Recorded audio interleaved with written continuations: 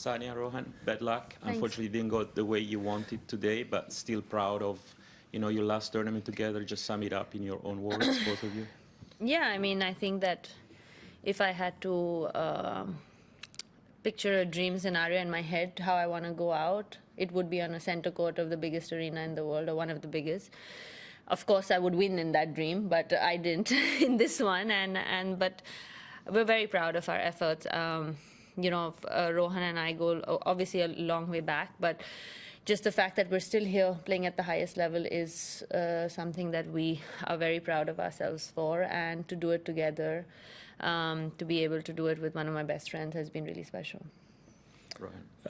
Absolutely. It's been a really great 2 weeks, especially since after I lost early in the men's doubles. It was great to, start focusing on that mixed doubles, and we had some close matches, close wins. Unfortunately, couldn't get over the hurdle today, but having said that, still we were here on the final day playing at the biggest stage in a Grand Slam. So really proud of the way we came through this tournament, and once again congrats to Sania for a fantastic career.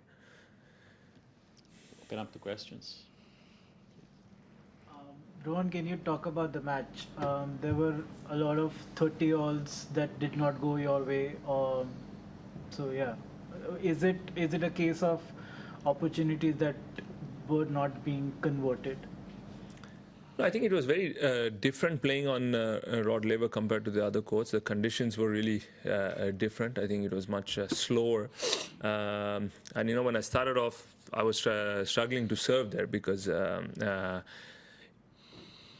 that's my biggest weapon at the end of the day, is serve. And I'd adjust my toss and try and find the best way to do that. So it actually put us, I think, on the back foot straight away, with me losing serve right in the early in that first game. And having said that, we still managed to hang in there, got the break. I had the opportunity to serve again that set out, and we had set point as well. So yes, loads and loads of chances. I think it's tough to really pick, okay, this particular 1 point would have made the difference. But I think definitely very different the way these guys played compared to all the other teams we played out there. And credit to them with they really played well, and I think stuck to their strengths. Hey Sania, congratulations on a wonderful career. You're leaving behind a great legacy. Do you have any message for all the upcoming players, especially young girls from India? Yeah, don't let anyone tell you that you can't do something, even if nobody else has done it before. I, for one, didn't really have that role model back home in tennis as a young girl to follow and say, okay, this woman's done it, or this girl's done it, and I can do it. They have that, they have that, and if I'm able to inspire even one or two girls to follow their dreams that are outside of the box, so to say, I would feel that, what I've been put in this place for, I've achieved it. Sania, it's very close after the match, but what do you feel just now? Do you feel relief? Are you exhaling? Do you feel a heaviness? I mean, I have I've had a lot of emotions the last 2 weeks. And I've been saying that I keep them in, and I'm good with that. And obviously, it was a lot for me to handle today too. And it was not. I mean, sure, we would love to win this and have a fairy tale ending and everything. But to be here and to do it with Rohan, and to be in a final of another Grand Slam, I don't know how many, 16 years after I made my first. There are so many thoughts that I had in that moment. So I don't really feel like a relief, so to say. I'm gonna miss it. I'm gonna miss walking on big courts. I'm gonna miss competing and trying to win, and in some weird way even losing to get back on the court and fight and come back again. But I still feel I have a couple of more tournaments and I wanna play. But it's tough for me to accept, or in this very moment, that I'm not coming back here, because I've been coming here for 20 years. Courtney. Sania, congratulations on everything. I saw you nodding as Louisa was kind of addressing you on the court, talking about, yeah, what it means to have a champion from a country that might, not have as much tennis history kind of breaking through, which the Brazilians did as well.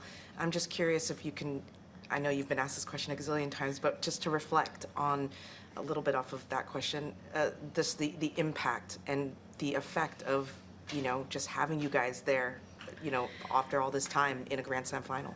That's the hope, right? You hope that that's going to inspire more kids to not just pick up tennis rackets, but just pick up sport, especially young girls. I mean, it has changed a lot since the last 30 years when I picked up a tennis racket, where people thought that we were a completely crazy family to ever dream of, forget winning Grand Slams, but even to play them was something that was not heard of. And this young girl from Hyderabad who went on a court in Nizam Club on playing on cow dung courts, and I don't blame them for laughing at us, but we had a dream and we were able to achieve it as a family.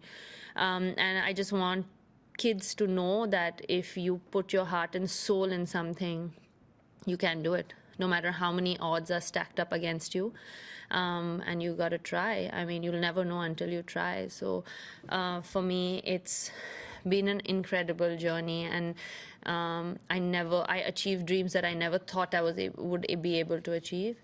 And of course, as an athlete, though, we're greedy, and if you ask me, would you have liked to do more? Sure, instead of 6, I would like to have 12 Grand Slams, and be top 10 in the world in singles. But that's just not how life works. And I'm really proud of what we've been able to do, with the kind of facilities and the kind of infrastructure that we were with, and the kind of things that we came with 30 years ago.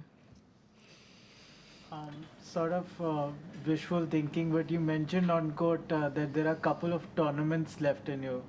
I'm playing Abu Dhabi with Okay. Bethany Maddox Sands, actually, Okay.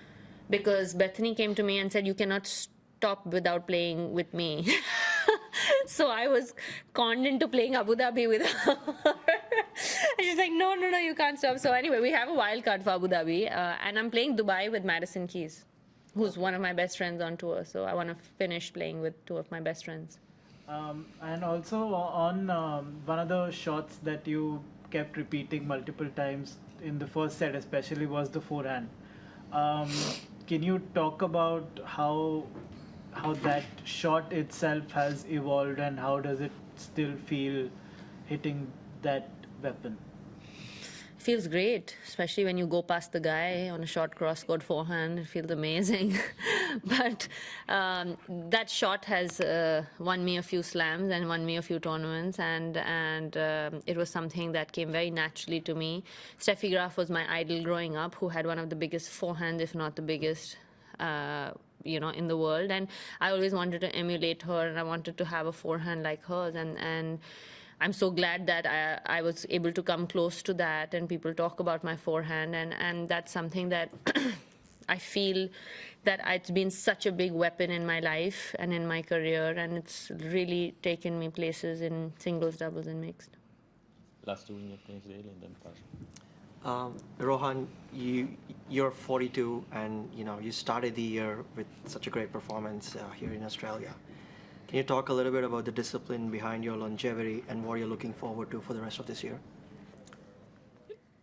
I think the biggest thing is to constantly keep investing in yourself and trying to find what is best to keep you healthy on the circuit. I mean, a couple of years ago, especially during the pandemic, I found out doing Iyengar yoga helped my body, and doing certain different exercises. So I think the biggest thing is to make sure what's good and right for you at your juncture in your career. Certain guys do it differently. They do go to the gym a lot. So I do very different stuff. I do yoga. I use a lot of TheraBands. So I keep adapting as the month goes, year goes. So I mean, this time I have.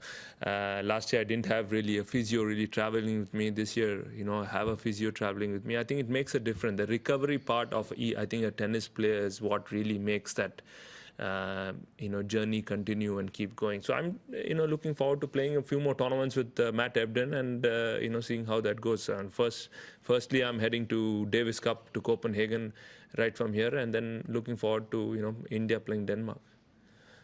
Last one, Ashleigh.